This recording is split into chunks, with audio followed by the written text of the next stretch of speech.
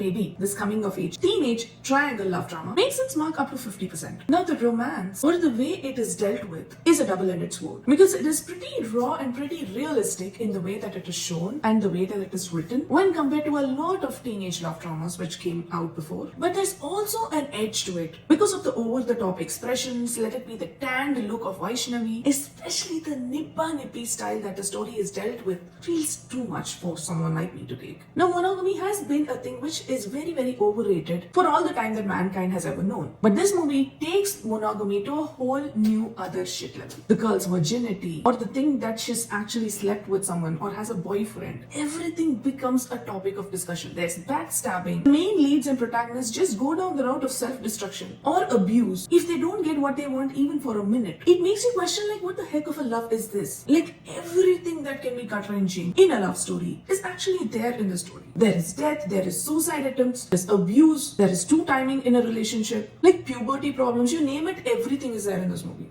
And one of the also jarring parts about this movie is the unending flow of dialogues. Dialogues are too much. I had a hard time sitting through each and every one of them. I thought I would be emotional and crying my eyes out, but I was just waiting for it to end. It was just too much for me to take. But I just cannot unnotice the hard work that went into it. Vaishnavi Chaitanya is amazing as Vaishnavi, and mainly Anand Deverakonda also is just outstanding. In the emotional scenes, you literally see saliva and phlegm dripping from his nose, and you understand how natural was he in all of those scenes. And so is Vaishnavi. We're not just like, okay, but his role is not given that much of a depth. It's pretty much on the surface level. But the rest of the actresses, like the girl Sita, Kusuma, and the other actors, do their job fairly well. Especially the girl Sita. Oh my god. Her performance is definitely nuanced and layered. I loved it. Nagababu is also really good. And the woman Lirisha who plays Vaishnavi's mother is also quite good. And also the woman who played Anand Deverakonda's mother. She's also actually quite good. The music is one of the biggest haunting elements of this movie because it breathes life into every scene, every frame, making something very, very monotonous and something which can be very boring, also very interesting, is done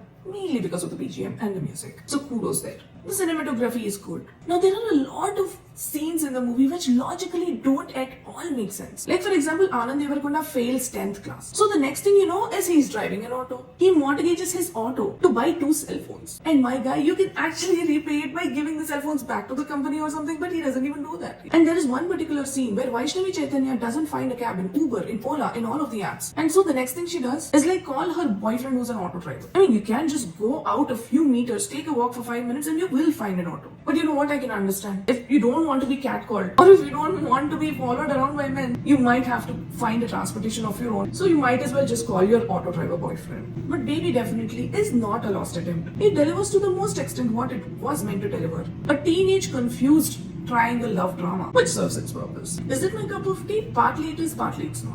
There are a lot of sequences which I felt like the camera angles could have been thought through more thoroughly. Like for example, the frame entirely is turned upside down because the lead character's lives are turning upside down or something. Yeah, great, but that's already done in Mahanati and Arjun Reddy. So I might as well just see and want something a little more different. And there are a lot of sequences which also feel pretty repetitive. But I'm glad I'm seeing the points of what the director is trying to make so well. But those points could have been achieved more creatively is what I felt. But Baby is a decent attempt. And you can see director Sai Rajesh's work and his ideology come through. By placing the woman as the main lead, let it be the Dasara Vendela kind of a dance that she does in the start 2 minutes of the movie. It definitely feels good. I will rate this a 2.5 stars out of 5. This is a very generous rating. But again, this is a nibba-nibbi kind of a love story. And I guess it has everything because teenagers don't really care about feminism. Because as a teenager, I never really cared about feminism and empowerment or anything like that. All I just wanted was someone cute to just look at me and say I love you. And this movie is all that.